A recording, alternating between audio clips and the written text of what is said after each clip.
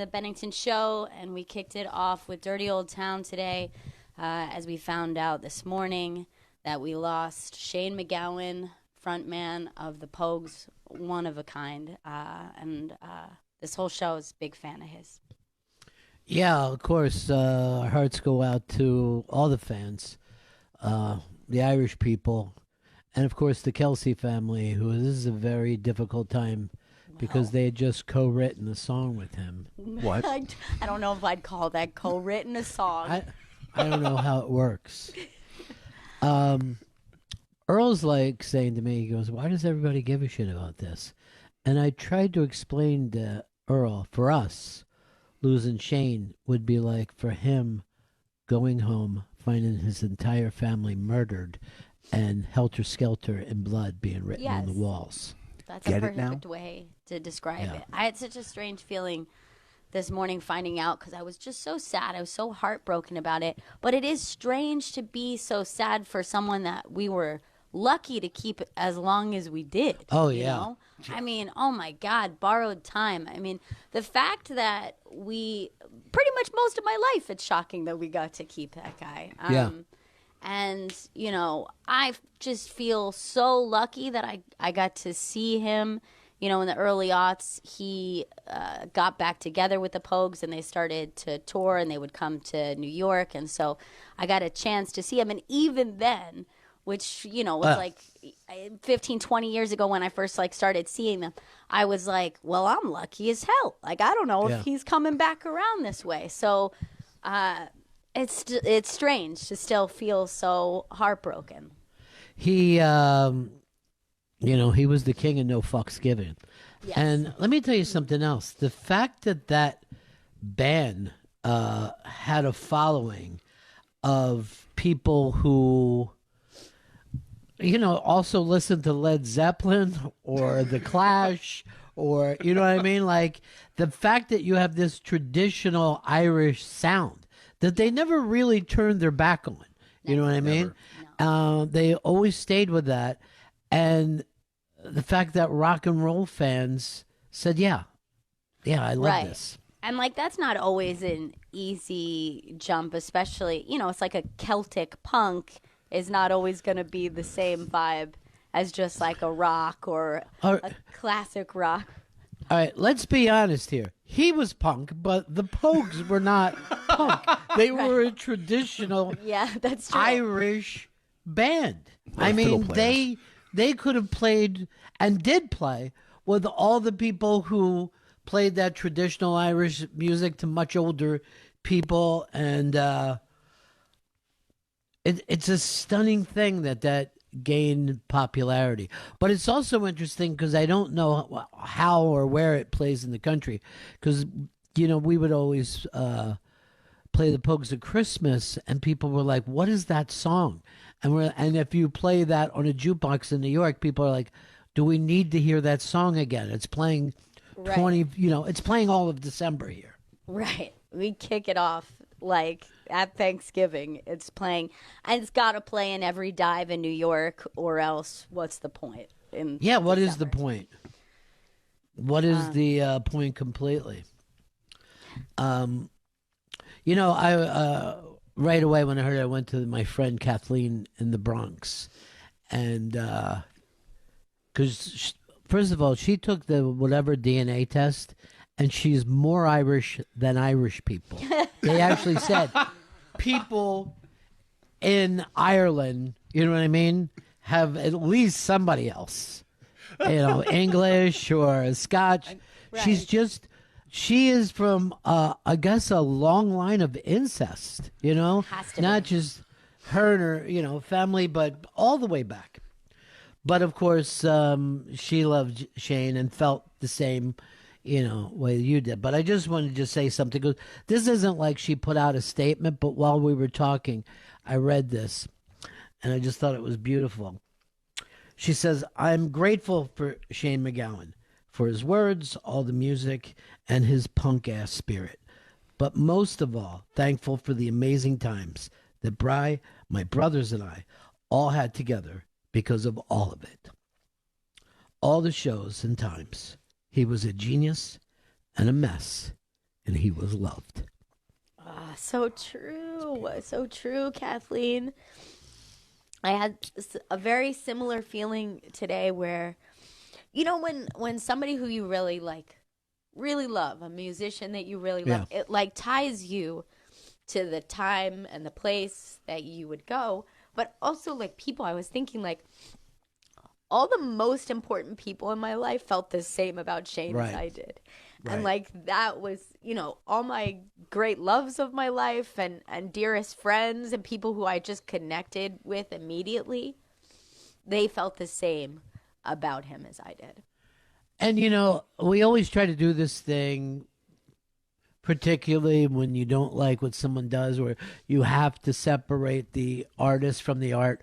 I don't know if you can, because all the crazy shit that Shane did, all the things that people wanted him to change about himself, you know what I mean? The people that cared about him may be the thing that made that come across.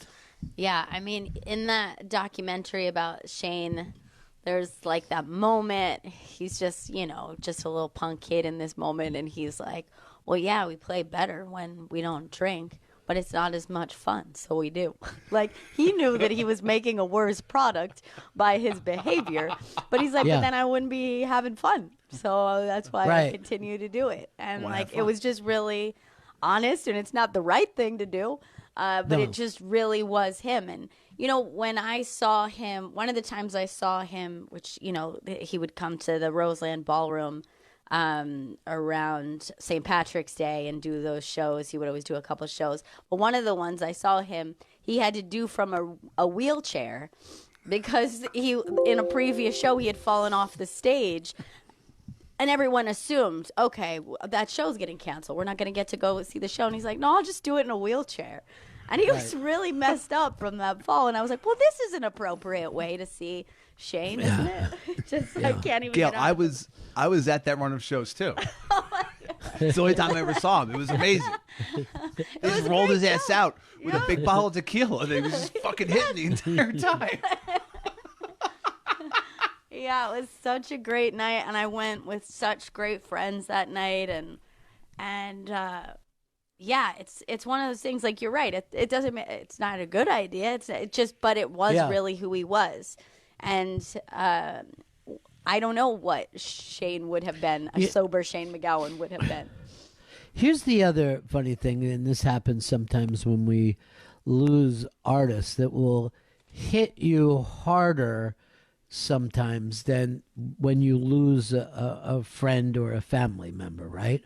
And I think the reason is you don't realize how much you love that person and their art. You know what I mean? Right. You're not prepared for the way you feel about it, And like, because music is so tied to emotion, when I found out this morning, I go, God damn, I'm sad. And I just said, I'm sad. And I felt sad.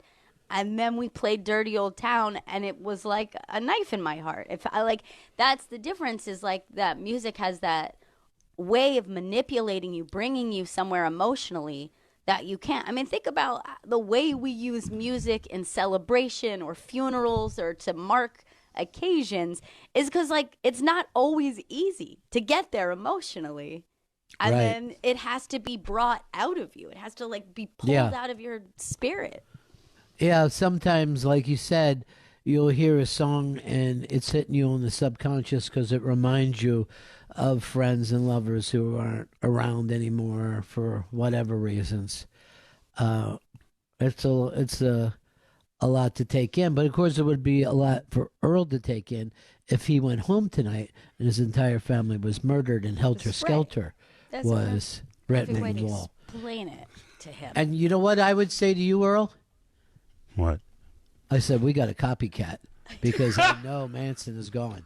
So there's a copycat killer out there That's a now. Copycat I would too, probably I think. say that if I was a detective, no matter what was happening. That's a good idea. Because someone's seen probably this killed before. like this before. This has happened. This has happened somewhere in our past. Grace, copycat. This also made me think, how are we going to feel when we lose John Tesh? You know what I mean? I mean, John Tesh is getting up there, too. I think I'll be fine. I don't know about other people, though. Sure. It's going to mean a lot to some.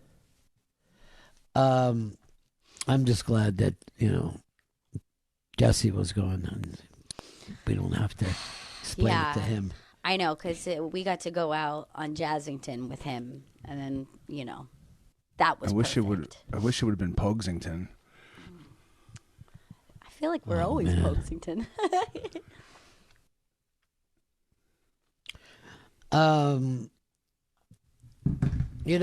I got to tell you, though, I wonder how the Pogues will carry on. Do they bring other people out on the road with them? Because everybody would love to sing those songs. You know what I mean? And it is an homage type way. Of course, it won't be the same as having him. You know, I kind of feel like they will because, first of all, they did tour and play shows and continue as a band when they fired him from the band for years. Right.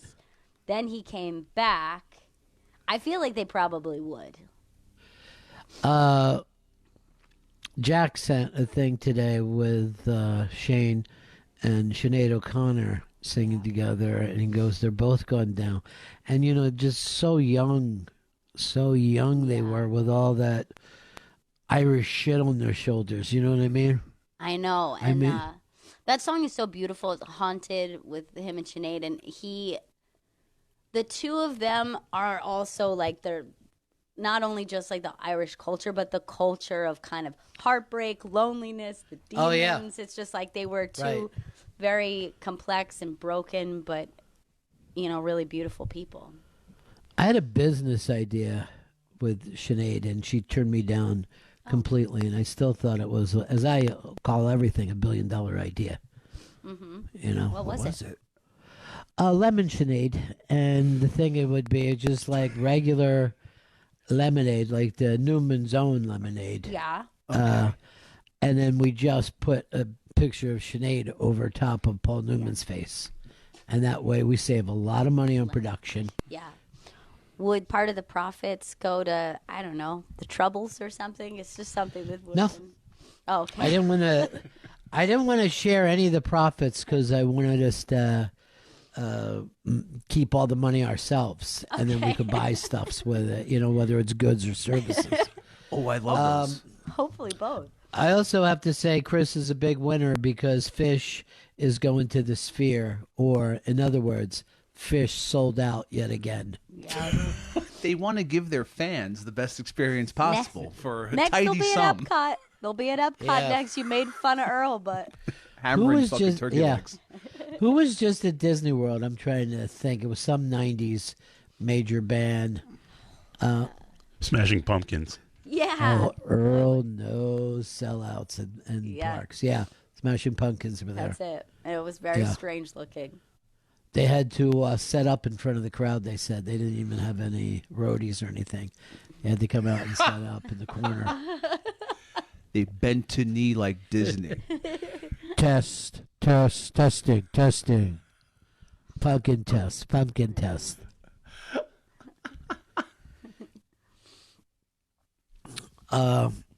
So anyway, that was, we got to move on with the show today. A little later on, we're doing Netflixmas, and you can get that on demand.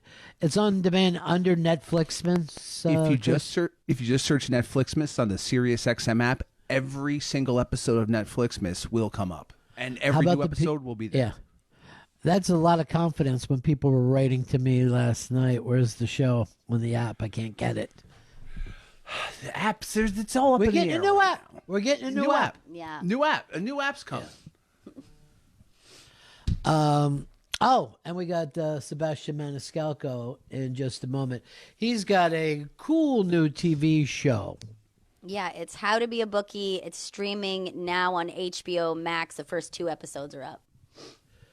I know he's got a lot of stars on there, which is, and I don't know whether it's going to be like different every week like that, but some of the people who owe money you've seen on television before, which kind of made me laugh. You know what I mean? It's just the idea of seeing some of your favorite people as this fucking gambling dude who owns a ton of money. I always think it's hilarious when people agree to do that. Like, yeah, I'll be that guy. I want to give him the line of, but I trust at Lockdown. I just one of those people who has lost everything to blame it on lockdown. It's been a rough back half of the season, Ron. Could turn it around though. The other thing that I love, he's driving around L.A. picking up money and getting in trouble and everything as a bookie, but I swear that he would be on our Yacht Rock station as the things that he's listening to. And he has this bodyguard who's with him who doesn't understand it at all and tries to change the music anytime that Sebastian Maniscalco is outside of the car. It's a very funny bit. He doesn't get the chill vibes that Yacht Rock can provide to you when you've got a stressful job. I feel that way. I know it centers me in a way, That's why I don't need this Hall & Oates problem right now. I want them to work it out. I want them to make sure they take care of it all. So that starts in just a moment. And then our Netflix Smiths a little later on today has some real good friends of ours. That's Amy Miller, Mark Zito, and Danny Murphy, Cashmere. Some of our favorite Netflix Smiths guests. So we're very excited to kick it off with like an all-star cast. Great guest, terrible movie. Right down to the fact where the New York Post has put this out as the worst movie ever made. Just destroyed Which, let's let it sit there for a while before we do that. Even Amy wrote me when that came out, and she was like, I don't know about all that. I mean, look, I know we put the boots to it, but I don't think that's fair. Worse than The Room, they said. What are you going to do? I mean, it was comparably weird to it, but I don't know what. Yeah. All right. So Sebastian Maniscalco is next. Check out his new TV show on HBO. It's How to Be a Bookie. It's streaming now on HBO. The first 2 episodes are up. Sebastian Maniscalco.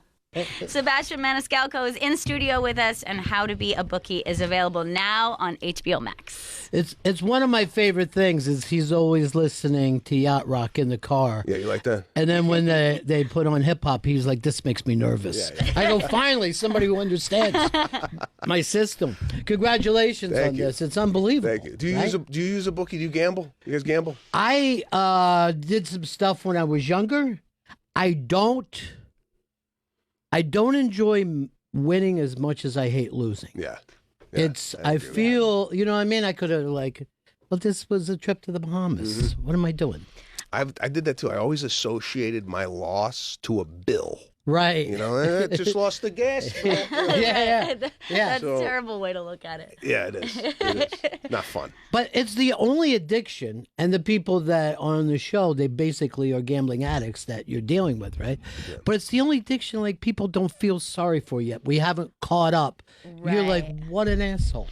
Right. And it's one that like immediately you start to think of the victim, like the family. Like right, that's family. The family's money. That's the wife's money. That's the kids. I never really thought about it that way. Yeah. That there is no sympathy for the addicted gambler. Right. And there's Gamblers Anonymous or whatnot. Right. But the view is this guy's no good. Or, it's not like he has a disease or a problem. Right, exactly. So it's interesting you say that. And probably with most people who don't understand any addictive behavior, they're like, "Oh, you should just stop gambling." Yeah, right. That's kind just don't bet on it. Enjoy the game. Yeah. We're all enjoying the game. Right. But here's the thing, especially sports gambling.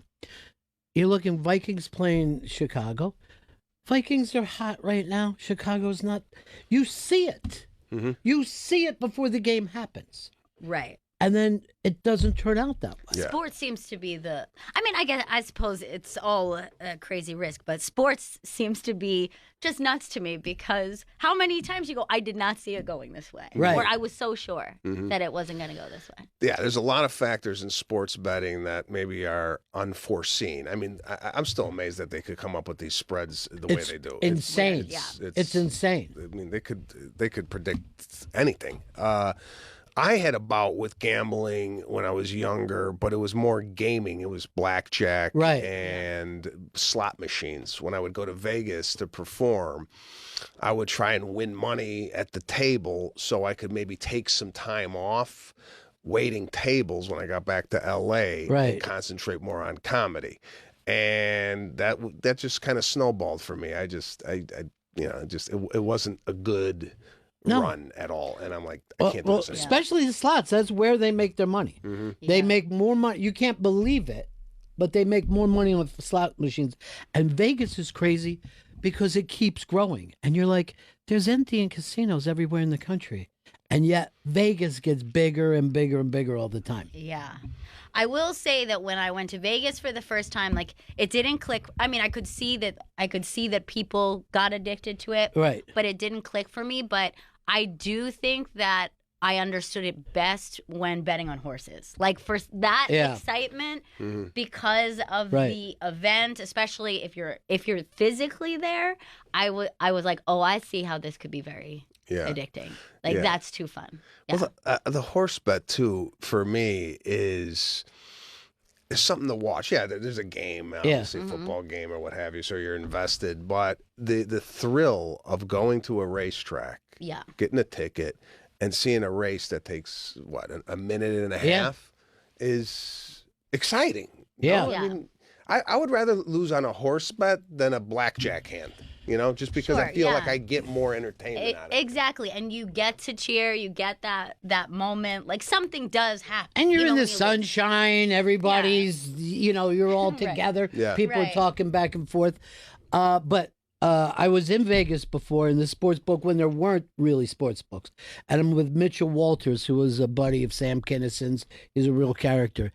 And I'm going, let's bet I'm betting these games. He goes, I don't have time to do this. And he was over watching the horses on, televisions because he needed to happen right away. He doesn't have 3 hours to get whatever that orgasmic feeling that he gets. Right. We're hanging out with Sebastian Maniscalco. How to Be a Bookie is available now on HBO Max. And, something that you kind of touch on in the first episode, which is interesting, is that in this country we watched factories close and we mourn that. Then we, print newspapers. But this is kind of an interesting thing because between online betting, the gambling apps, and then also the legalizing of weed, we have what used to be kind of illegal, seedy things, but those people lost the way they made the money, and then we kind of lost that original connection of how we did that. Yeah. It was kind of interesting. Yeah, the bookie now, in which I've learned doing the show, there are people that prefer a bookie over like a FanDuel or what have you. You get credit with a bookie, right? Necessarily don't get that with apps. And some people might want to be under the radar when it comes to gambling. They don't want to be, gambling $100,000 on a credit card. Right. So I think the bookie will always exist. Yeah, he probably has to change his business model a little bit just to kind of adapt. But in California, legalized gambling is not a thing. So this show kind of takes me through the world of Los Angeles and the pending doom that legalized gambling might inflict on me. Yeah, and also you're in the car, so it has that film noir feel, you know what I mean? Which LA, I don't know why, that's the best way. In LA, a car moving through LA is much more interesting. But, the legalized gambling, it started, people don't even remember this, but before the lottery, there was the number, right? So people in Harlem, there were a lot of people paid for the daily number. You know what I mean? Wow. So you would go to a little store. Hey, can I also get on the number? That guy would get a piece. The guy walking around, the guy paying off. All these jobs under the table jobs existed that the lottery blew out, and no one to this day has seen where the lottery money goes. You know, no one ever goes, these schools look fantastic thanks to the lottery. Look how we take care of the old people thanks to the lottery. Yeah, what is it set up for? Do we know? I mean, like the lottery, the money. What is it set up for? Is it just going to the state's Yeah, it's coffers? going into the state. And here's the thing about that, too. You win $1 billion, you're paying 400,000, 500,000 back right away. Right. That didn't happen with the number. What's the number? The number, pick number 12 and hope. How does this work? They would do this. Earl, you must know, right? Yeah, they would. It had something to do with a racetrack, right? You get a number off the track. Yeah, you get a number off the track, and they'll be like, "Hey, I'm going to play 5-4-3," or you'll say. But what would the number come from? Was it like the number that they would put up for the number of people that were at the track that day? The last three numbers? It was always. It was just in some cases just very random. No, it couldn't be random because everybody checked in the paper to know whether they won or not. Wow. It was a very weird thing. And Thank God they got rid of the number. But people prefer it. And my grandfather played the number every day, but never said if he won. You know what I mean? People are like, how'd you do? He goes, whatever, it's just a number. But then you seem happy and you're drinking a better brand of whiskey. And then he didn't move over to the lottery. No, like he was like, that's the preference. No. He never played the lottery. Right. It's hideous to play the lottery. The lottery also, you look stupid. You're in a 7-Eleven. You're buying that thing. Where the number, you're walking around, you're whispering. You haven't, you know what I mean? Right. It's social. It's kind of nice to have something. It's like the same example is like having something secretive. It's not everybody's business. Now, the thing about the bookie is you know that some of these people that you're dealing with are sick. And like when the Ray Romano, that character who's going from being thrown out to immediately betting and then saying, what do you think? And you're like, it's hard to pick 4 right things. Yeah. I mean, that's so true. Right. It's so true. It's really hard to do. Yeah, it's this character has like a bit of a heart when it comes to his clients. It's not like he wants to break their legs, right? And even with the Charlie Sheen character, it's like I even tell him, and you shouldn't be betting, right? You're not good at all. Yeah. So yeah, it's interesting, though. It's an interesting world, and we have a lot to explore. And it's 8 episodes. Hopefully, we'll get picked up because I think Chuck Lorre's really and Nick Bakay, who is a gambler himself, who a lot of these stories kind of filter through his brain. So, it's an interesting world. Well, Chuck has been spinning gold for a long time. Like people can't even understand the kind of success that he's had. Yeah, it's been monumental. I mean, his Big Bang Theory, 2.5 Men, Young Sheldon, Mom. I mean, the list goes on and on. I mean, he's got north of 1,000 episodes of TV under his belt. And working with him, from a guy that don't work TV at all, it was nice to have him kind of be there and kind of guide me through this experience. So, just even like improving stuff. He's like, you know what? Why don't you pick up a muffin and take the muffin out? And, and I'm like, oh, okay. Yeah. I was like, why didn't I think of that? But you're coachable. That stuff doesn't bother you. No. I mean, listen, if you know more than me, I'm all ears. Right. I'm very collaborative when it comes to this type of stuff. Sometimes comedians will give me a tag. A joke, which I got no problem with. If that's funny, it's funny. I'd love to hear it. But there's no ego here. How about the look on your face when someone says, "Here's a tag," and it doesn't? It sounds embarrassing. I don't know how to react. Yeah, it's so disappointing. Right? No, I'll go. Oh, this is funny. Yeah. Hey? You know who does that? Voss. Voss will do that on a constant basis. He'll give you a tag? Yeah, he'll give you a tag. And he goes, you didn't use the tag. I go, I didn't have time. I didn't have time to do the tag. We're hanging out with Sebastian Maniscalco, and How to Be a Bookie is available now on HBO Max. But, the thing is, Laurie always did the sitcom, and this is different from that. This is a different pacing. Yeah, so he always, like live studio audience. This is single camera, no audience, which for me, I was like, how am I going to react to this? Because, doing stand-up, you get to laugh. You do TV, and the cut, and I'm waiting for like a standing ovation. Everybody's working. Yeah. And it's like, next scene. So I'm like, some of it, you got to just trust in that it's funny. Right. And if Chuck says he's got it, he's got it. It's funny, but it's a definite, you got to get used to it. You heard that Rodney story from Caddyshack. It's the best story because he's got none of this shit's working. Yeah. Yeah, that's funny. I feel the same way.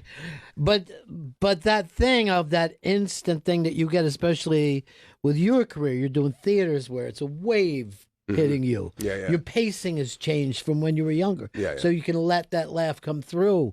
That feeling is the entire reason why you do what you do, right? Yeah. I mean, to gauge audience from comedy clubs to theaters to arenas, it's all different. But to me, I've always thought silence was golden.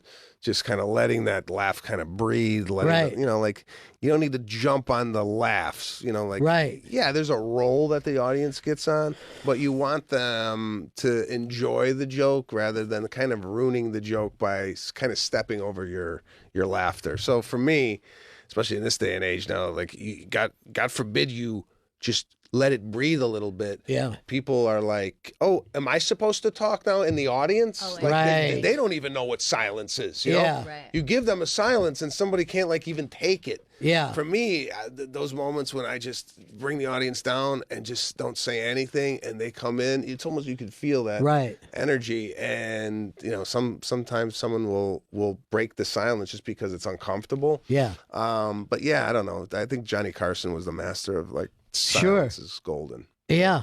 Just leaving it there for a moment. Leave it there. Let it marinate. Yeah. And that's interesting, like that the audience gets restless. Like, Sure. you know what I mean? Like they feel like, am I supposed to do something? Is very Because they're funny. used to, moving their phone. Yeah. Every 2 seconds, moving your phone. Yeah.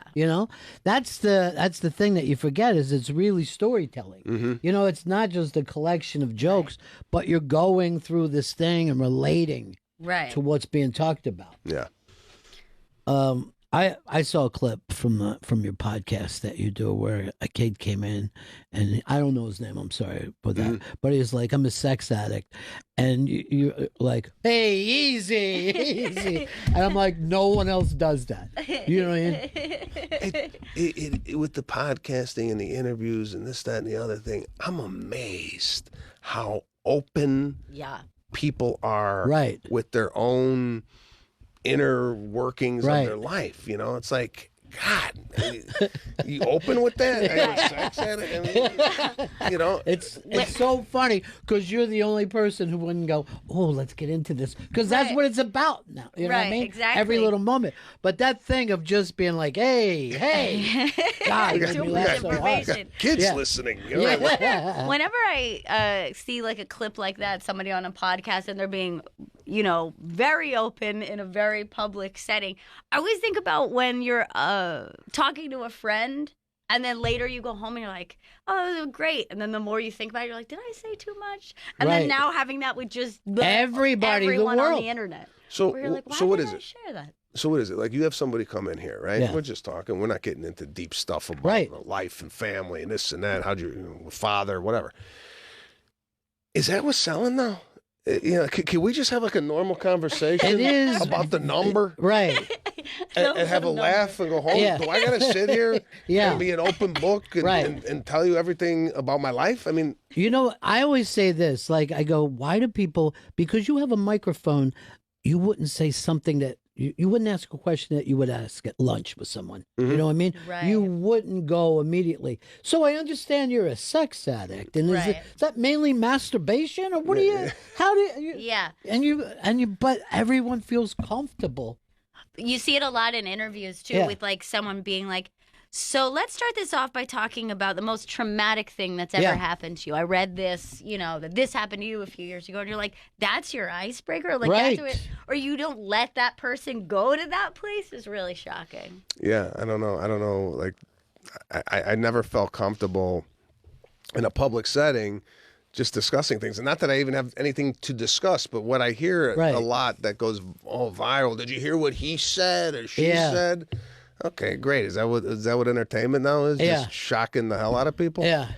I prefer Dice just going like this. Is it for you? The face? Did you want the picture with the face? That uncomfortable thing is funnier than anything on TV to me right now. Well, the people don't even know what's going on. No, they don't know at all. They're like, excuse me? Yeah. You want a picture with this? The legend with the face here, get next to the face. I laugh every time. And then he's got a new thing, too, where he goes like somebody's walking, Big Shot got a dog. You know what I mean? It's so damn funny. Yeah. Well, congratulations to you. You keep going. I mean, you didn't plan all this other stuff. You just wanted to be a stand-up. That's it. But, you're like, okay, De Niro, yeah, I'll do something with Yeah. it. No, I didn't have De Niro on my vision board. I don't even have a vision board. So. How to Be a Bookie is available now on HBO Max. Thank you so much, Sebastian Maniscalco. Congratulations. Thank you. Faction Talk 103, it's the Bennington Show.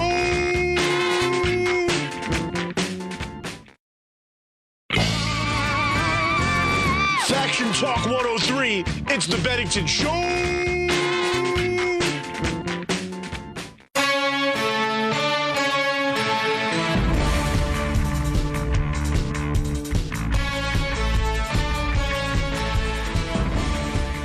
Bennington is back, and in just a little bit, our very first installment of Netflixmas.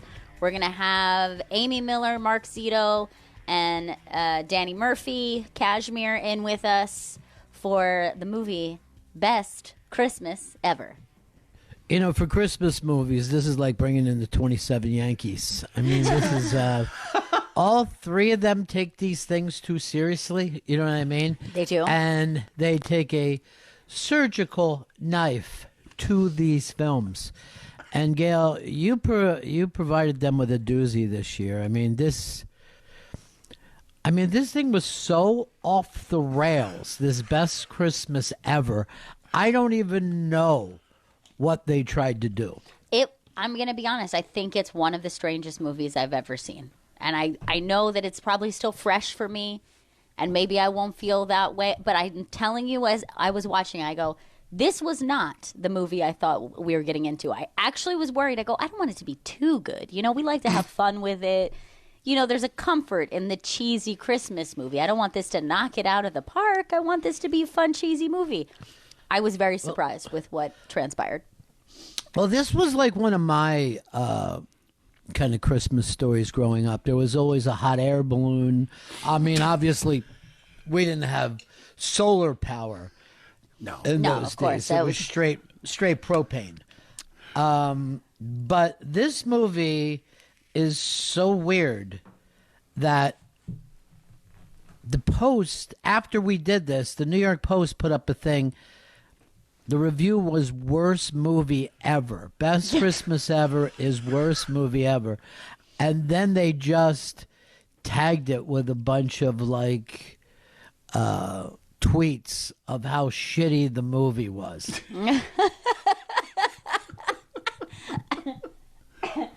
I did not realize that we were going to pick such a high-profile movie to begin with. No. Like the debates that this movie has started Netflix miss out with.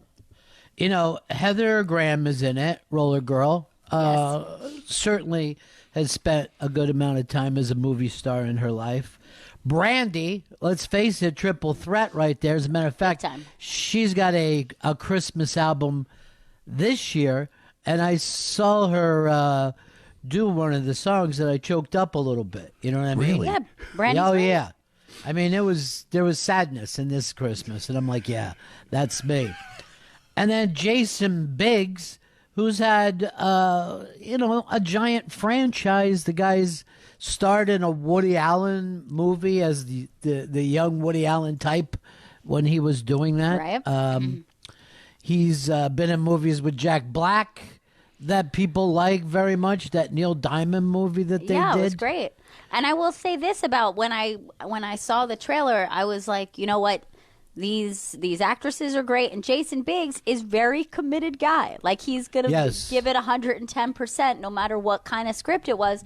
So I was concerned. I go, I hope we can have enough fun with this movie. I hope we can have fun with it. I always like Jason Biggs because he's never right down the center. I remember right after he got married and he said, yeah, me and my wife like to do 3-ways. As if he was saying it to a pal and not a news reporter, because at least half the country has a tight asshole when it comes to marriage. Despite the fact that they now say 95% of marriages end in divorce. People still play this thing like it's so important. Yeah. And I will say his beautiful wife, Jenny Mullen, she's an edgy gal, like she pushes the envelope, and she's also been out there swinging for Israel. Like she's just Oh, is that day. right?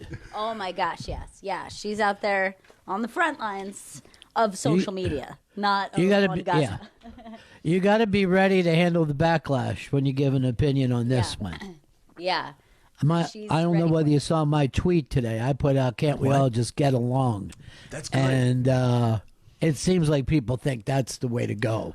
I've decided to put out, because I'm always worried about the way I'm going to be perceived. And it's very nerve-wracking to take a stance on this. So I just put out, your silence is deafening. So this way I'm no longer silent. You read it, you feel bad about yourself, but yet you don't really know what my opinion is. I'm just like, your silence is deafening. Yeah. And this thing, I kind of feel like this movie, Best Christmas Ever, is somewhat like the Middle East, where there's never really going to be an end to this movie. It's it's going to go on. What you can all hope to do is just kick the can down the road a little bit and get to it later. And much like the Middle East, I will say, Best Christmas Ever has a very confusing backstory, a history that you're trying to piece together. And you're like, you know what? Don't even try. Let it go, because it's just too much to try to figure out. I'll say this: if anyone says Ottoman Empire, I find myself glossing over a little bit. It seems like you're telling me something from Lord of the Rings. Well, I'm going to give something away here. So we're, like I said, we got 3 people who really take Christmas movies seriously, and they're all biting in their own way. You know what I mean? Mm-hmm. Biting. I mean, that Mark Zito felt like, you know what I mean? He could have been talking about the Middle East as much as he took this seriously. And then they actually, 2 of them, I think it was Amy and Mark, looked up who the director was. And then they schooled us. It never occurred to me to look for the director. Mm-hmm. And then I'm going to give this away. Earl sends me a text. We had the director on the show. You had the director on the show in the past. What? So I'm feeling like, well, this gives me a leg up. You know what I mean? I mean, these guys can talk about the director. I've had time where we shared a conversation. Mm-hmm. And yet I can't remember this at all, because they're saying, okay, she did Madonna videos and Michael Jackson, all this kind of big shit. I'm like, I don't remember meeting anybody like that. That would have been an interesting conversation. Yes. And then I say to Earl, I text back, when? And I get nothing back from him. What? It just goes on and on and on. Chris, you know the history of this show, and no one knows better the interviews that Ron has done. Mm-hmm. I'm going to say the director's name, and you tell me if you remember her coming in. Her name is Mary Lambert. No, I don't remember a Mary Lambert ever coming on the show. And yet, Earl felt the need to distract me in front of the Dream Team. Ron, you need to block Earl's number, because I have zero recollection of Mary Lambert ever coming on this show. Now, at one point I bring it up. Earl gets defensive that he was just trying to help. I told him that he was just trying to hurt. You know what I mean? Yeah. It's a distraction to give me this thing that keeps eating at me. Right. Earl, tell these 2 right now the name that you were thinking of that I don't know, 10, 12 years ago I had on the show. It was Mary Herron. What? Yes, Mary Herron. He thinks that the director of Best Christmas Ever also directed American Psycho. That's where his head went. That's what he's thinking. Earl's the American Psycho for fucking. He is. Got it. He is, and here's the thing. I am his victim. I'm tied up in plastic like a Dexter episode waiting to bleed out. Now he says, and he says this with great confidence, I got my Marys mixed up. This is bullshit. You don't fucking give Ron or Gail psycho bad information during the goddamn interview in real time.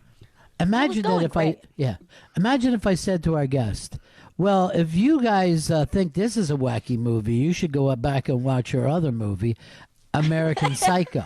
Oh my God, no. Yeah, like imagine he had given that to you, like prep before. I mean, that would have been horrible. All right, I didn't even say this, but Earl also texted me and said, bring up that she had a little lamb. I think it's the same Mary. God. No. Earl might have just fucking texted you, don't just stare at it, eat it. And that would have been even more fucking confusing.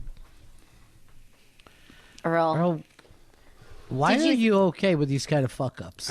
Why are you fine? I wasn't okay with it. Did you also think this director birthed the Son of God? That's the Virgin Mary. No. That's the wrong Mary. Once again, Earl.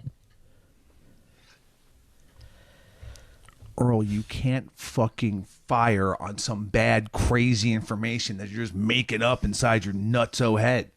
All right, you're taking this from like a fun thing into we were having like fun a with beat down, and it doesn't need to be that. And here's the thing.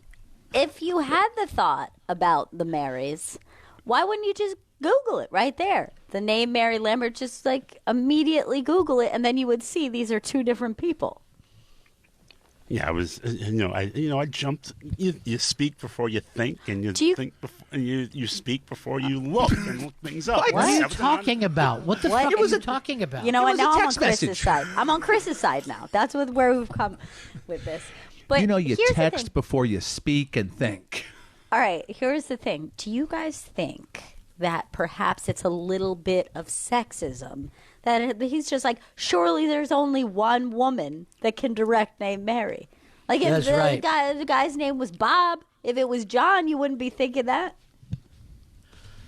I remember, like, she said to me, she goes, they wanted to use in American Psycho Leo, because he was a big movie star. He was just blowing up at the time. And I wanted little known Christian Bale. And I stuck to my guns, and I think I made the right choice. And I've always been mad at myself for not just saying, you fucked up. You know what I mean? I'm not saying that Christian Bale was bad in the part or he's a bad actor, but at the time you had the biggest young movie star in the world about to do American Psycho. Yeah. Could you imagine the asses in the seats that would want to see that? So Infinite many. money. And I hate to say this, but then people wouldn't be mixing up Mary's name. She'd be a household name. She'd be Harmon. We'd be like, this is another fucking Harmon situation. You know what I mean? But seriously, this would be like Taylor Hicks in a fucking Axe fucking murder movie. You know what I mean? Taylor Swift. No, Taylor Hicks from American Idol.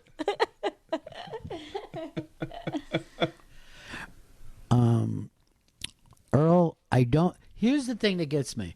A, you're not embarrassed about it, and B, you're not funny about it. Or C, you're not even mad about it. I'm very upset about it because I'm usually I'm very good with the names. What? You're the craziest fuck from Fucktown. That is true. This is how he sees himself. I'm Earl Douglas. I'm normally very good with names.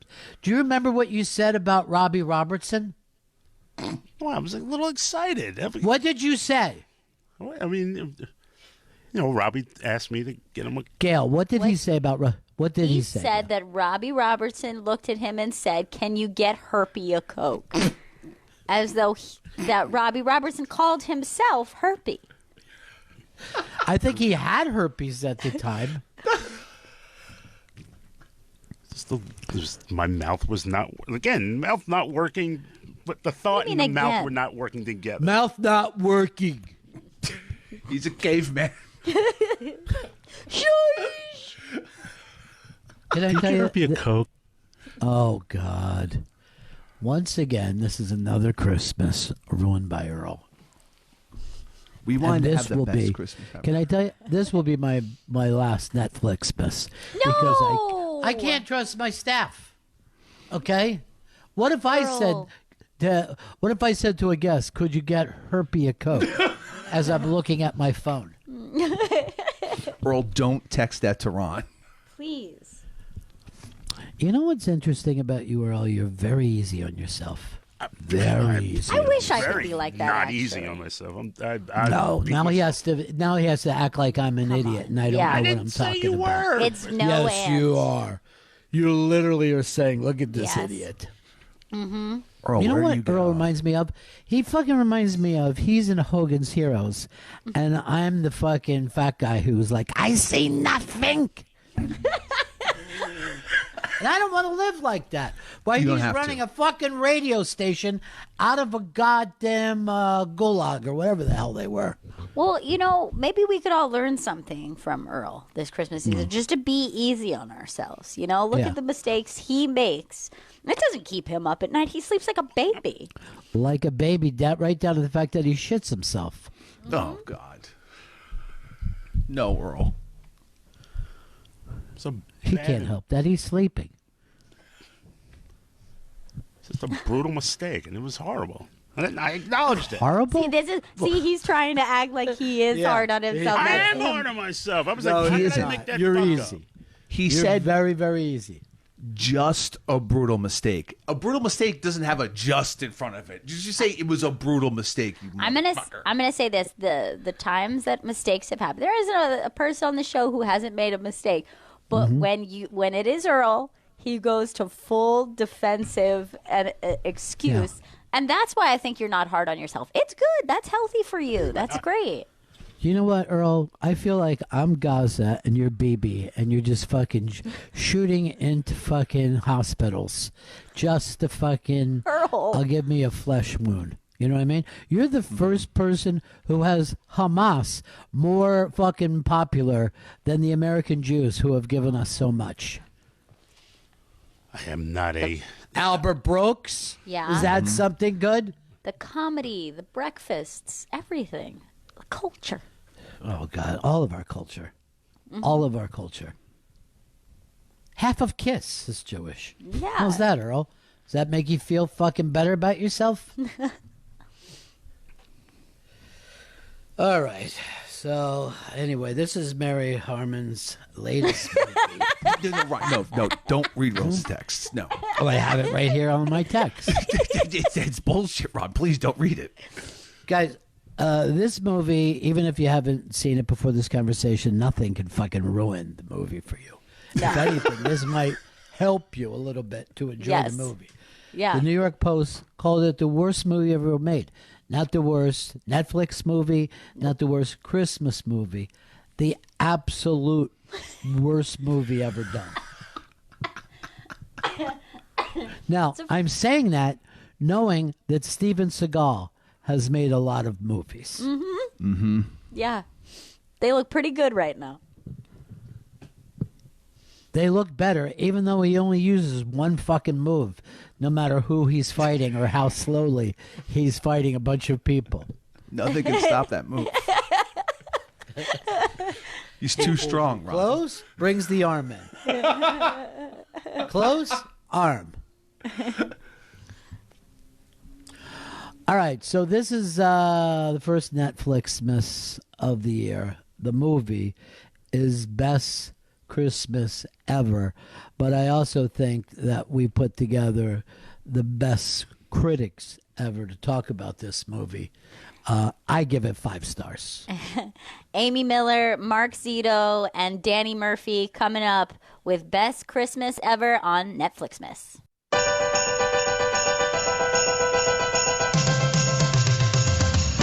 first movie that we've watched this year, and I decided we should kick it off with kind of like a who's who, a reigning champions. Ooh. It's our favorite returning guest of Netflixmas, Amy Miller, who's coming to Seattle, Fort Collins, Colorado, Washington, D.C., and more. You can get tickets at amymillercomedy.com. Hi, Amy. Hi, Gail. You look so cozy. Happy holidays. I know. Thank you. I'm in my robe. I feel like it wasn't until I heard the Netflixmas theme that I actually felt in the holiday spirit. Joining this is us official. Yes, this is it. Joining us also, Danny Murphy, our buddy Kashmir. Virtual Reality, the Page 6 podcast, comes out every Thursday. Hi, Danny. Ho, ho, ho. I'm in my skim sweater, which I think we're allowed to love.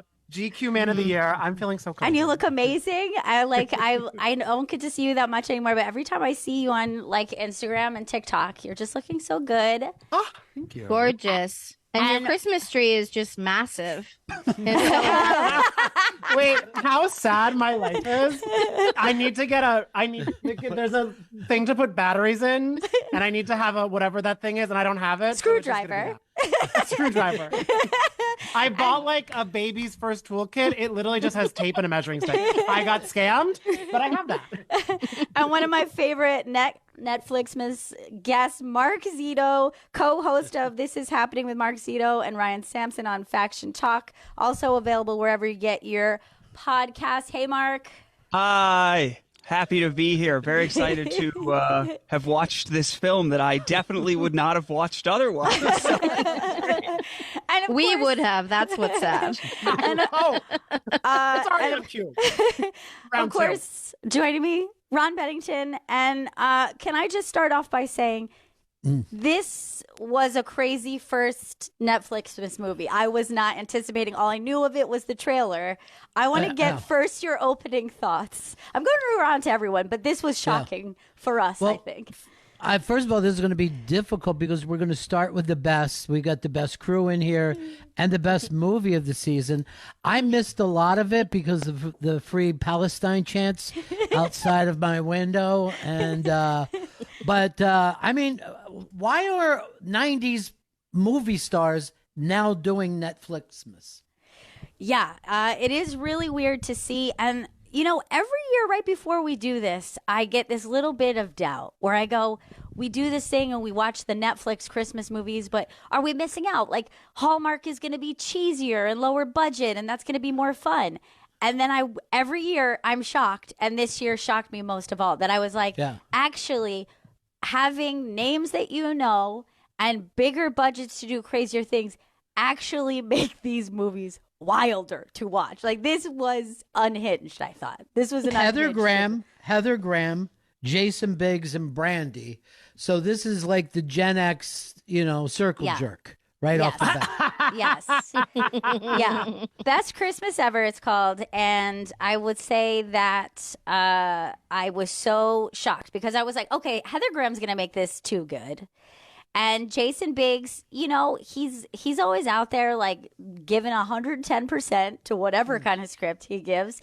And Miss Brandy, I mean, we're always happy to see her. And yet it was so shocking. And they all look the same. Incredible. They all look like it's 1997. No one has aged a day. All right, Amy, I want to hear from you your first thoughts about Best Christmas Ever. Okay, if I can, I would like to talk about the director. Did anybody look this up? Because it's going to blow your mind. Oh, my God, Amy, we are the same person. I ran to her. I knew you were going to flip out for this, too. Gail, did you look? Give it to us. Tell us. Okay. Her name's Mary Lambert. First of all, important to Netflixmas, she also directed A Castle for Christmas, which we watched last year. It's so funny because I thought this movie has a crazier plot than some of our weirdest ones. And I thought, I can't believe I survived A Castle for Christmas, and I'm jumping to Best Christmas Ever for the weirdest plot I've ever seen. You're a Mary fan. I love Mary. I know that you do too now, Danny. She's 72 years old. Let's talk about that. Her movie career has been weird. She directed a lot of horror. She directed Pet Sematary 1 and 2, random.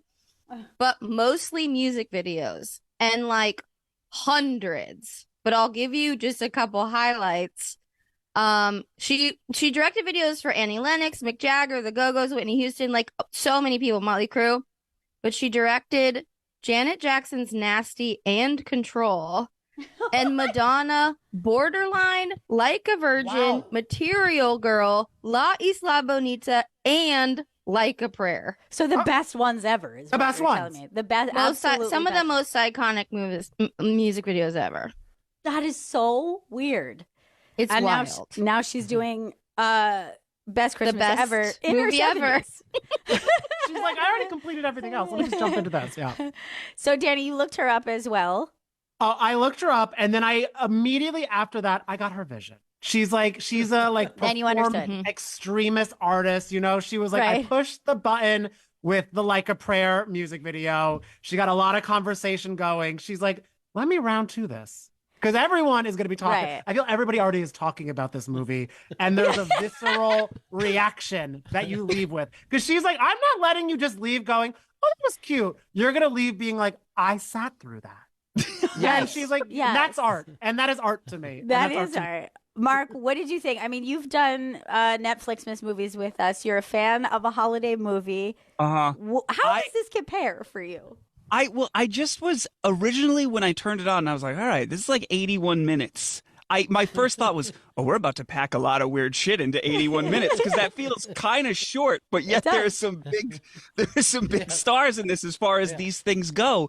And my prevailing thought as I was watching this was just, if I was just like a struggling screenwriter or something, or just something in development hell or whatever, I'd be like, they made this fucking thing? Like this is what they... Like this got made, and somebody said, "Yes, green light this." Then you'd be intimidated by that, right? Right. And you would shelve your movie idea. I'll never make it in this business. I almost want to start at the end when discussing this one. But Well, I understand the instinct to do it because it has a twist ending. So yes, it does. It threw Left us me all in for a tears, mind you. I cried. I cried course. twice. Cried twice. But I just want to say this: no matter how cheesy, how crazy, whatever, we have not had Danny on where he didn't say he bawled during the Christmas movie that he watched. He cries I love every us towards time. the end. This got me in the middle too, mind you. I was like, oh. All right, go ahead, throw it in there, Mark. What do you want to start with at the end? Because I'm well, you I'm just bugging don't. There aren't a lot of holiday movies that feature dead child. There's not a lot of feel-good, quote-unquote, Christmas movies that largely center around dead child. It's usually the mother. It's almost always the mother. Always the mother. There's always a dead mother. And they were like, what if instead of a dead mom, we have a dead kid that we don't know is dead until the very end? Because you don't put that in a letter. You don't put that in a letter. No. Instead, you have a completely unhealthy relationship with death where you don't allow yourself and your daughter to grieve the loss of her brother by pretending he's still alive. Now, here's the thing that I'm going to say about this. It's so interesting. There's a lot of kind of, Heather Graham has to realize the way she's been thinking about things are all wrong, and she has to change, and she has to think about things differently. Brandy, however, is just like, yeah, I've been living a lie that my son's dead. And we go, okay. Like, she doesn't have to go, has this been a healthy choice for me and my daughter and my husband? Is this the right thing to do, to put out that we have a perfect life when actually we're falling apart on the inside? We never have to address this. And it did make me help realize, I was like, why is their daughter so smart? I was like, oh, because she's been forced to become an adult in this household. So it's just trauma education. Yeah. She's not going to Harvard early because she's like, I need to get the hell out of here. All right, but about her though, about her, the little girl, she's 10. She's apparently a freshman at Harvard or something, and super smart, but so yet cute. Also suspect on the existence of Santa Claus. There's sort of a juxtaposition there where she is smart enough to negotiate everything, but is Santa real? She's not sure. That she has is a bridge to too investigate. Amy, what did you think about the twist? You also get the vibe that Heather Graham after all this, is a little bit happy that their kid is dead. 100%. Yes. You know what? Thank you. That's a very good point. That she goes, thank God. You know, I'm kind of a disheveled person, but at least both my kids are alive. Is kind of the moral of this story. It reminds me of It's Sex and the City when Natasha uses the wrong there, and Carrie's like, she's an idiot. I thought Heather Graham was gonna run to Jason Biggs, be like, the kid's dead. We won. Thank God. We gotta get out. Well, the only way to get through this kind of tragedy is to swing with another couple permanently and all live together and fuck each other. Right. Yeah. That's how they grieve. I love that letter. And send out a newsletter. Yeah.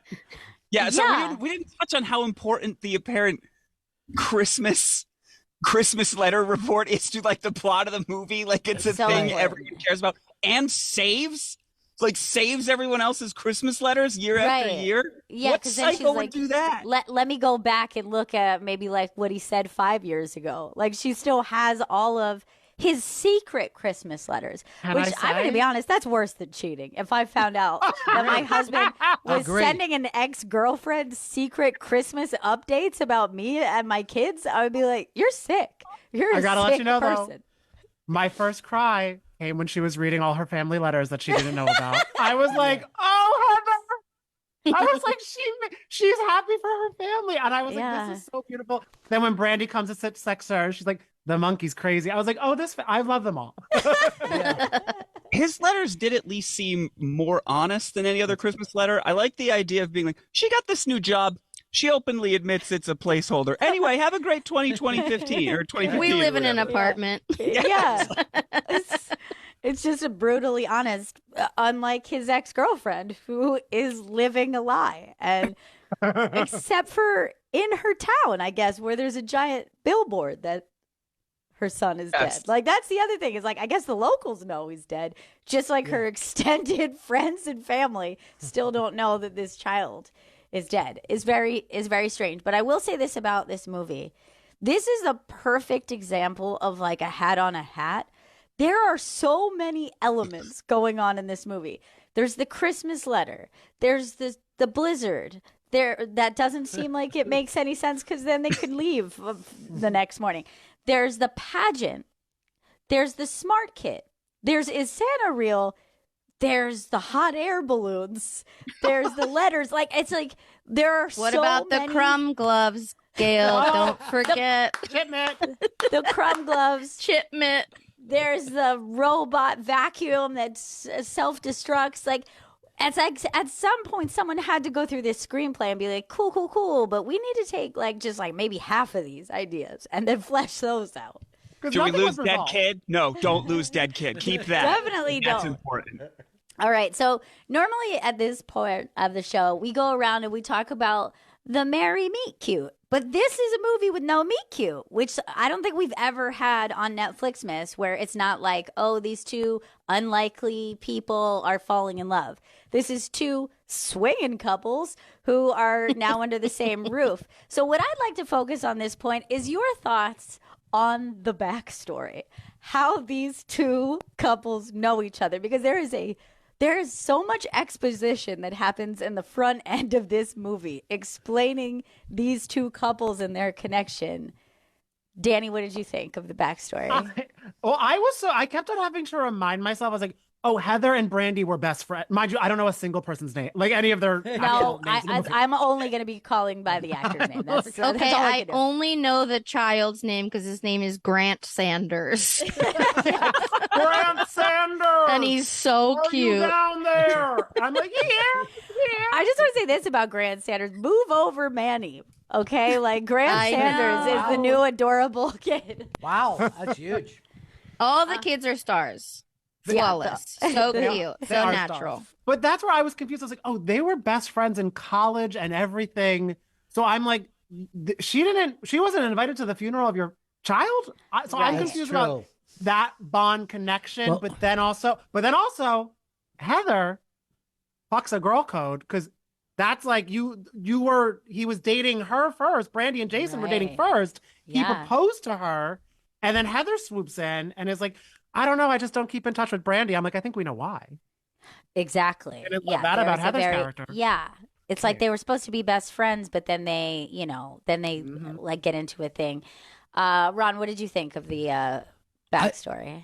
I believe there was a meet cute, and that's when Heather Graham met. I think it's Mark Consuelos. I'm not exactly sure who Karate Dad was, but she was so fucking turned on. And then it shot back to her, and for some reason, they put the fan on her. So her hair is blowing She's around, but that's fanning. the exact opposite of what should happen.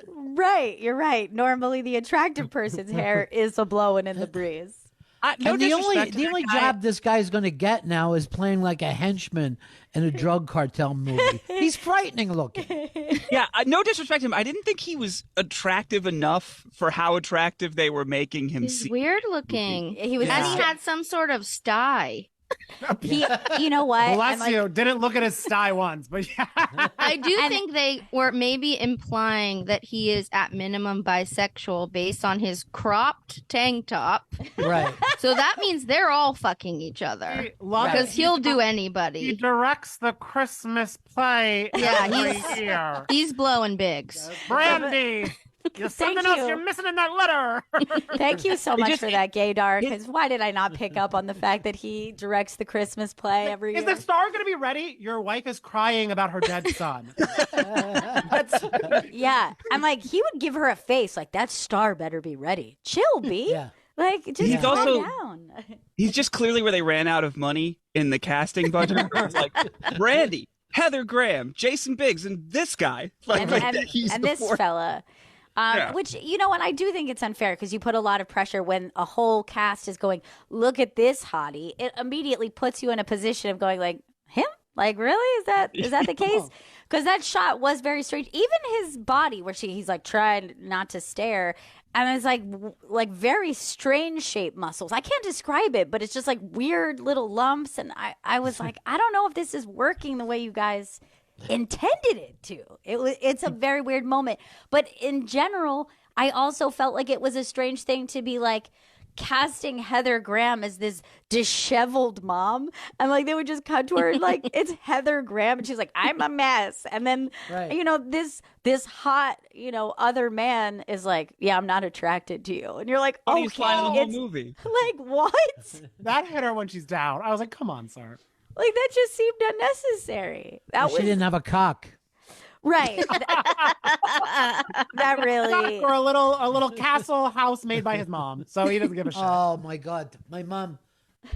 What a strange. Again, this is another element got thrown in that. There's no breadcrumbs leading up to the Not doll with those house. mitts.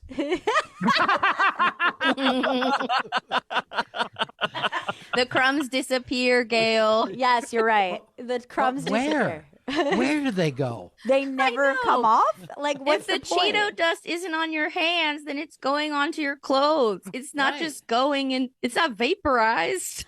Also, we could always eat with mittens on. Like, that's always an option, but we don't want to, right? Like, And who the fuck did they pay to make this dollhouse that falls apart so easily into 1,000 different pieces? Well, here's the thing. They say Miss Brandy said that it took her months to put it together, but then Jason Biggs did it in like an hour. Like, it seemed fine. Like, Because he was good at flipping houses. It's the same thing. Same thing. Okay? It's dollhouse construction and also real construction. And that's how you see that if he lives his dream, they're going to be okay, I think. And he didn't have to stop every hour to be like, oh, I'm building a room. My son had a room. And then she goes and like falls asleep writing another letter. Like Brandy's abridgment of building this house, I'm sure took a little bit more turns. all right, we're going to move on to Cringemas. And I want to know from Amy, what is the single cringiest moment in Best Christmas Ever?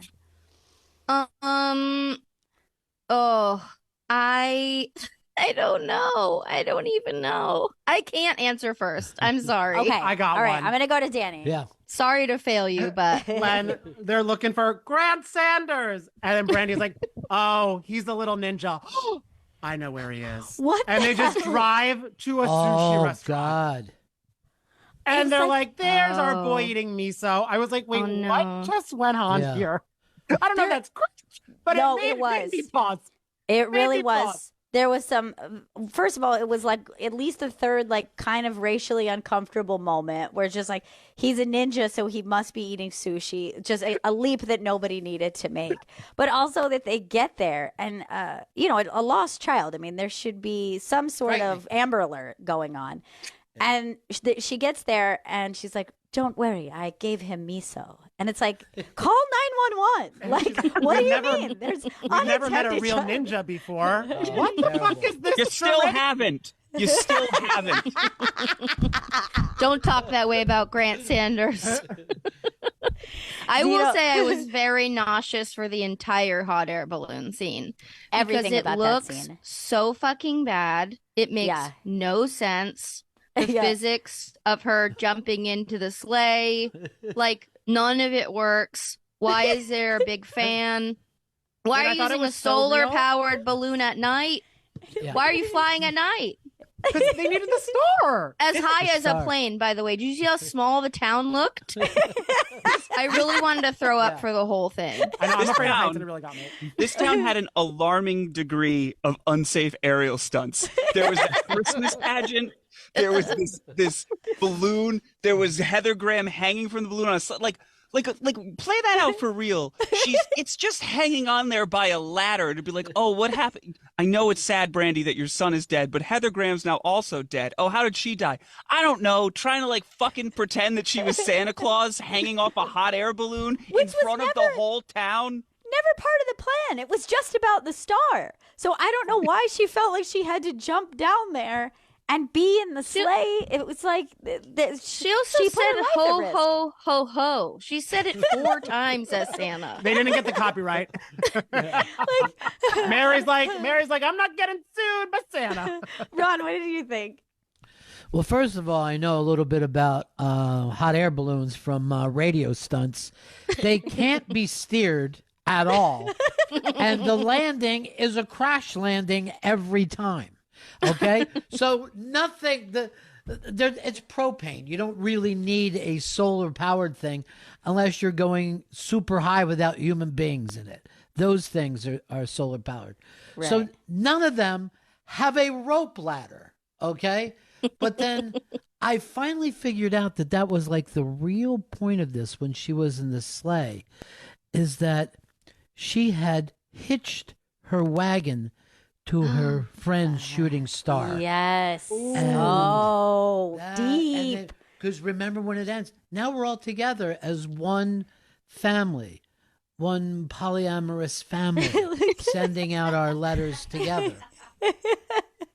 Zita, what did you think was like the cringiest moment of Best Christmas Ever? For me, it cut out on my end, so I think it was me. But the cringiest moment to me was actually when Jason Biggs and Heather Graham were in bed when they first get there.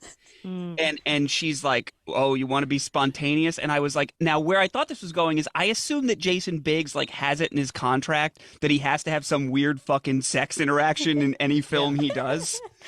Whether it be pie or with Heather Graham. Yeah, because it starts to go down this road and then the other couple starts banging, but this house is like the size of a hotel. So I don't understand why, out of however they could have laid out this environment, they are having aggressive sex in what looks to be the next room over. You know why, though. You do know why. Well, because they were trying to set up.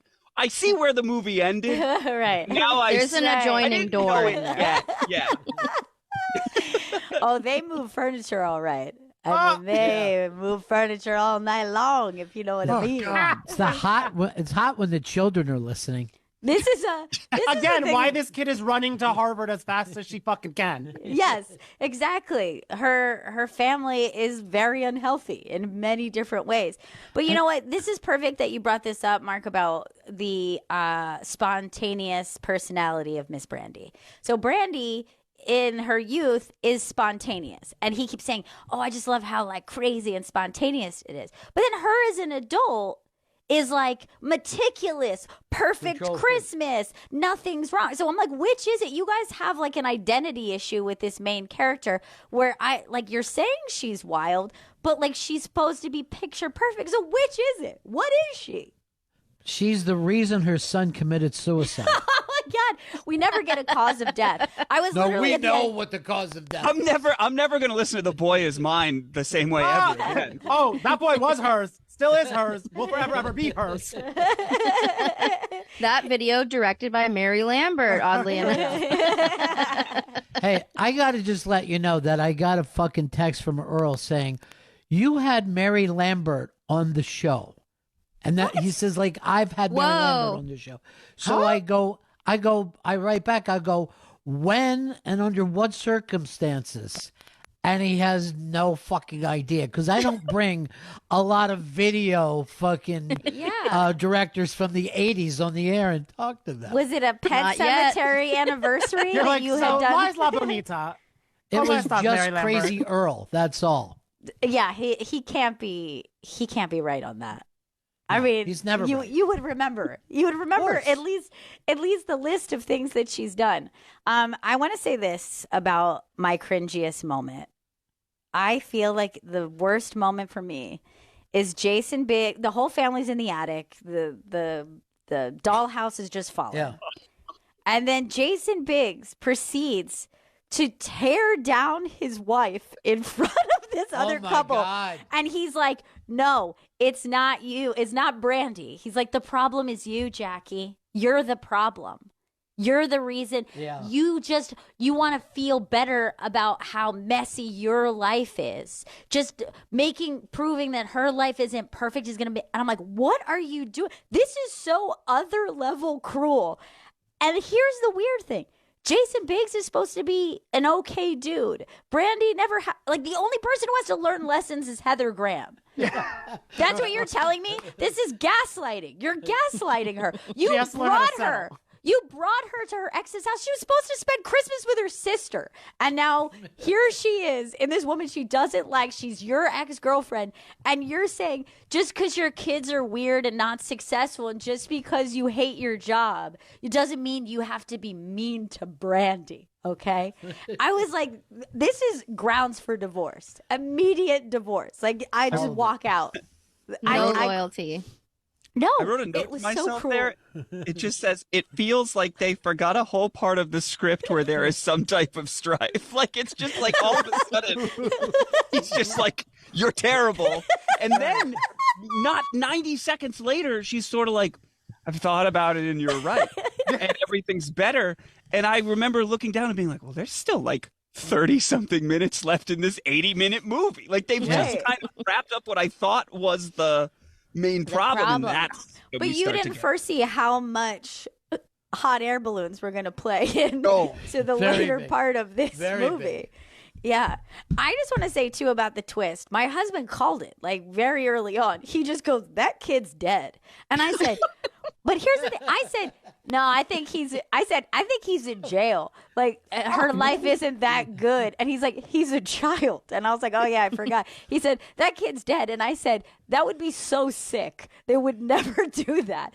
So early on, he called this. And I said, no one would ever put that in a Christmas movie, that this family is mentally ill and pretending. They're not able to grieve. And they're going to pretend like he's still alive to their friends and family. And he was right. I can't believe it. Heather Graham breaks into the kid's room. Like, first of all, the kid's room is locked with like an old-timey key. So she finds that and gets in. And then when Brandy just kind of almost sinister-like, you could say, is behind her, like, can't put that in a Christmas letter. Like, that's the type of energy where the killer reveals himself in horror. Yes. And always Christmas letter talk, too. This is like one of those things where I would say watching this movie felt similar to watching The Room. Like, it was like funny but unsettling. Like I had a sense of dread the whole time. Like, I was like, I know I'm supposed to laugh at this, but I couldn't sleep afterwards. Like, I actually felt like a little too creeped out. Brandy pushed him out of his own hot air balloon. Oh God. You know, She's like, that's how I'll get the funding this for is the her grants. cover. Well, how old was he? Yeah, I always considered him like college age. I thought he was at How old was college. he? Yeah, But that's because we all got the letters. they don't Right. say Yeah. Yeah, we all thought he was on a mission trip or something. Right. Right. But is he a teen? Is he a teen? I think because from the looks of that room, I mean, I don't know how they parent, not well, we know, but like the look of the room, it looked like he died when he was a child because it was just a bunch of hot air balloons and like half drawn, like Way funnier to imagine a I 20-something-year-old person just drawing a bunch of hot I don't know if those are the Harvard genes, but that's what I was now inferring. Well, okay. Here's the thing too, and I don't want to be ageist, but it's like I was paying attention to this a lot because I'm trying to put together the backstory and why they're together. But Heather Graham's like a solid decade older than everybody else in the movie, correct? Like she's 53. Yeah. So then I was I kind of checked. yeah, because I was like, and then like Brandy, Biggs, they're like mid 40s, right? Yes. Like early 40s. Exactly So I was right, just sitting here 44. trying to like do the math on like the age of her child. And I'm like, I don't know which by the way, I think- her youngest child just disappears. Like they just focus Yeah. on Grant. They Yeah. don't give a shit about that little way- one. The way I was like, who? Superhero. right. Right. I think we thought he was in college because he died as a child, but she continued his life story and his aging in the newsletter. It's even sicker. Oh my God. That's So What? he has No, to get no, older. no. Yes, No, that's it's a recent exactly death. He it. died a year earlier. Yes, He yeah. died Here's- a year earlier because that's Well, Mark, he's why in college now. she The kids are didn't- geniuses. she didn't send a newsletter that was Right. Yeah, she was made a like, big hey, point. big update this year. By the way, does Instagram not exist in this No, reality? doesn't. We've written it off. It doesn't exist. Nobody has to know that. But Mark is right because here's the thing. So I think this child died a year and change ago because here's the situation. Last year, she was so heartbroken she couldn't put it in a Christmas letter that the kid's dead. Then over the course of the next year, she concocted a world in which he existed and was like excelling. God. And then she wrote about it. So this is very raw still for them not to be able to handle it. Like this is raw. Instagram and therapy does not exist in this No, society. neither. Yeah. And they have no care for Beatrix, is it? I like the little girl. I'm like, she's dealing with so much. She's and on her own. She can't talk about her brother. Like, No. because they're living a lie. This is sick. They have her getting mortgage rates for a girl she just met. Okay. 3.1, by the way. Great. Yeah, I was nice. at somebody who bought a house this year. I was like, fuck. Yeah. I want He to live needed in that Beatrix. Yeah.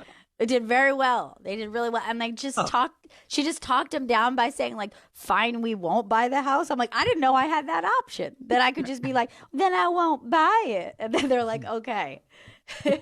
Come back. I want you to try that, though.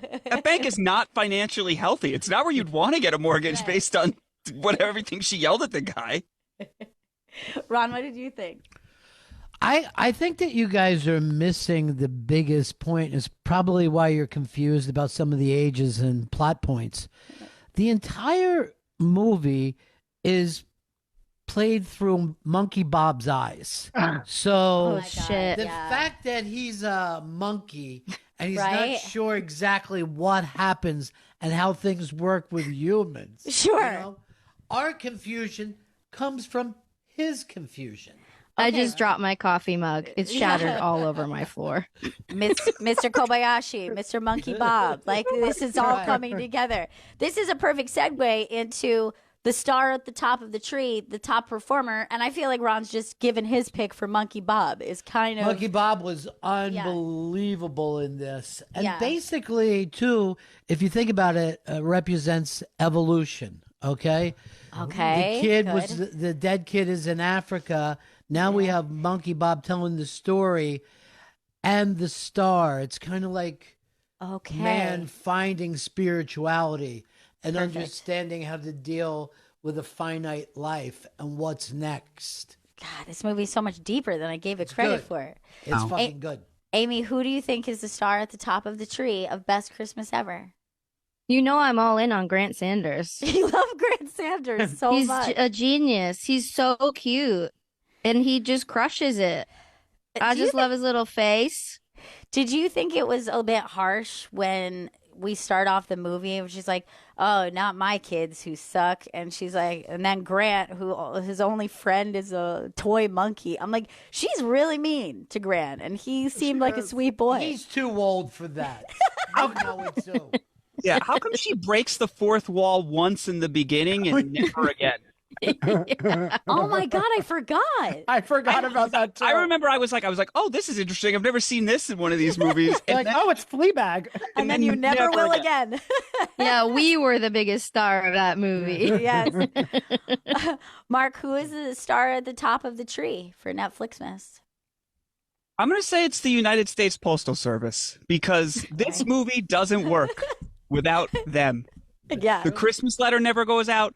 Rob or Jason Biggs or whatever his name is, he can't send his letter. They can't have marital strife. The entire plot falls away without the delivery of mail. And I think that's important that we remember that this holiday season. Get those greeting cards out there.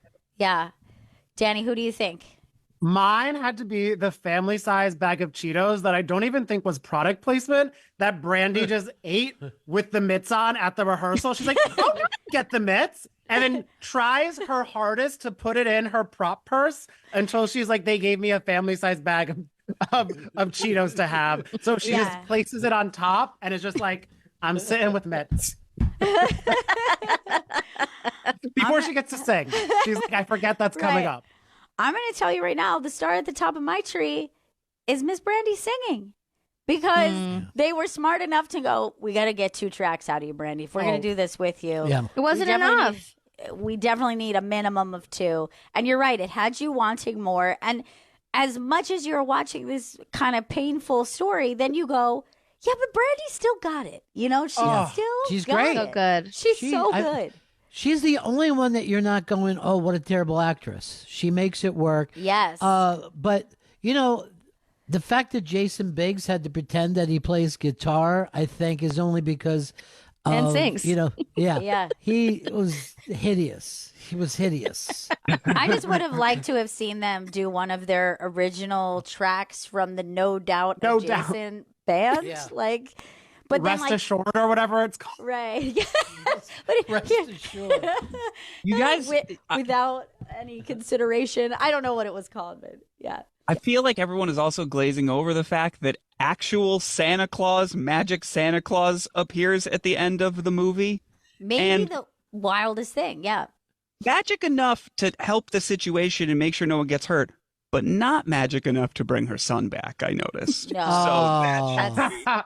That's where his magic powers ends, unfortunately.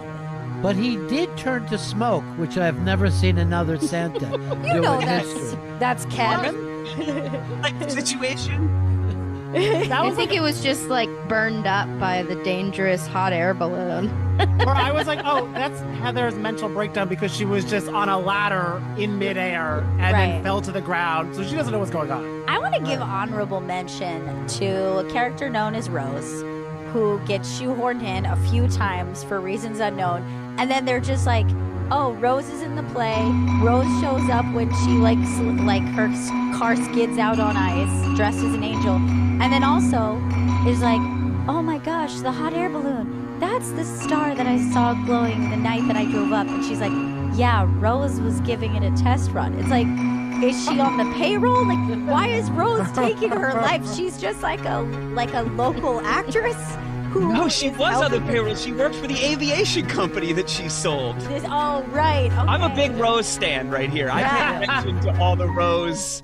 Also, that car accident that she, comes upon, did they have Heather Graham do that herself? It looked awful. It was like if I was like, I need to do this and not injure myself. I'd be like, Also, it was such a minor accident. Like, it never comes up again. Nobody says, like, are you okay? Like, she just shows almost up hit Rose.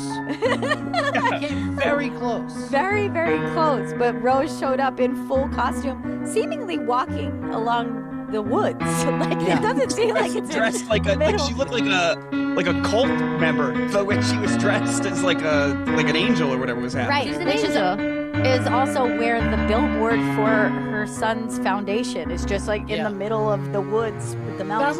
I'm like, this is a rich family. You could give better billboard placement. And also the entire town loves you. I'm sure they could name something that, I was a little shocked. So that family, and I don't know when you all buy your Christmas trees. Last second. But their house was like Christmas everywhere. Like, I have never seen it decorated, but yet they were like, we need to go get the tree. I mean, it's like, what? Like, why do you not have a tree yet? On the day after the huge snowstorm that was immediately plowed, and yes, they could have gone to see your sister. Yeah. Like, I'm shocked she didn't go like, still waiting for my son to sign that tree. I guess we'll get our own. Also, did you all notice that they changed the lyrics of Santa Claus is Coming to Town? I didn't. They took out "He sees you when you're sleeping." The way that I instantly turned into an old man, and I was like, "We can't have anything anymore." But then was myself, because the new lyric that Brandy sang was like, "All the girls and boys in town" or something. I'm like, okay, well, if you're gonna update, then include all genders. Like, what are we doing? Yeah, exactly. I like Brandy's like, I'll include the two genders. Right. Brandy's like, I'll update it enough. There is no "they" is mine. Okay. Right, exactly. So it turns out Brandy is a TERF, and I mean her character. I don't want to say that Brandy herself is a TERF. Just the character. All right, it is time now to give your final rating for Best Christmas Ever. And we do this by saying, do you give it 5 golden rings, 4 calling birds, 3 French hens, 2 turtle doves, or just 1 partridge? Danny, what are you giving Best Christmas Ever? You guys are all like, you've all experienced it. We have you every year for Netflixmas. So now you really have an idea of what makes a good Christmas movie. Danny, I'm doing 3.5 turtle doves for every time I cried. Because I got game recognizes grave. Yes. I got the letter. I got when we found out the son has died, and when they both said "Merry Christmas, Danny," my name. So I also cried extra. I was like, "Merry Christmas, Brandy." So I It's 10.5. That's Amy, what do you give it? I mean, on a Netflixmas scale, as a veteran, right? I have to do 5 golden rings because it's the least bad of all the ones we've watched. Somehow. Yeah. Like the most entertaining in a way. Like, I don't know. It's like at least the leads could kind of act. None of it made sense, but it was short. I really appreciate the short. that. Like, we're all grateful for the time. Yeah. Scorsese could learn a lot from Mary. For sure. It was the top of the ones that we've watched. Yeah. For sure. Mark Zito, what ranking are you giving Best Christmas Ever? All right. Well, you know how they say that you need to support things you want to see? Yes. I feel like I need to give this a high rating because they took chances. They went for it. They did some things that I had not previously seen in a Christmas movie. Now, was it perfect? No, it wasn't. Yeah. But I think it's at least worth 4, whatever that is. What is calling that birds. 4 calling birds that can fly around my solar-powered balloon. That's what I give this. Ron, what do you give Best Christmas Ever? Well, first of all, for anybody who's just hearing this and hasn't watched yet, what I did was, even though it's short, I broke it up into 3 different segments when it got overwhelming for me. It will. It was not. I mean, I was in the same place as watching Oppenheimer. I'm like, I can't believe I need a break. Well, you've been busy composing your newsletter. Yeah, of course. Right. Yeah. This year, just as a placeholder job. Yeah. My newsletter is basically a lot of dick pics that I send to girlfriends from the 1970s. But no, you got to, I mean, for everything that came together, and this is before I knew that this was another Lambert joint. I thought it was really next level stuff. I'm going to go 5 golden rings, and I'm pretty sure we're not going to top this movie or this crew who fuck Siskel and Ebert, okay? Yeah. These 3 know how to take apart a movie and put it back together again. I agree. And I will say this. This is like my favorite group of people to do this with. And I will say this about Best Christmas Ever. David Lynch could not have directed a weirder movie. Thank you. Like, actually, physically impossible. I love you guys so much. Mark Zito, Danny Murphy, and Amy Miller. We love you guys so, so much. Thank you so much for doing Netflix Mess. Merry Christmas. Merry Christmas. Happy holidays.